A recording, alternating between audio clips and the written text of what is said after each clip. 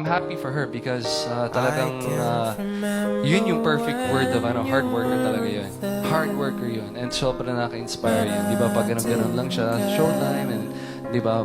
But grabe yun. Fighter yun. Palaban yun. And she works really hard. So yung success na meron siya ngayon with this show, she deserves it. Name the leading lady who taught you a great life lesson. Oh. What did you learn from Kim? Siguro, Tito Boy, just never forget where you came from. Kung paano ka nagsimula. Before all this opportunities and blessings na dumating. Alam po naman po kung paano ako nagsimula, kung sino ka. Eh, syempre, You grew up wala ako well, dito yeah. ngayon. If not for her, wala akong lahat. Kung hindi dahil sa kanya.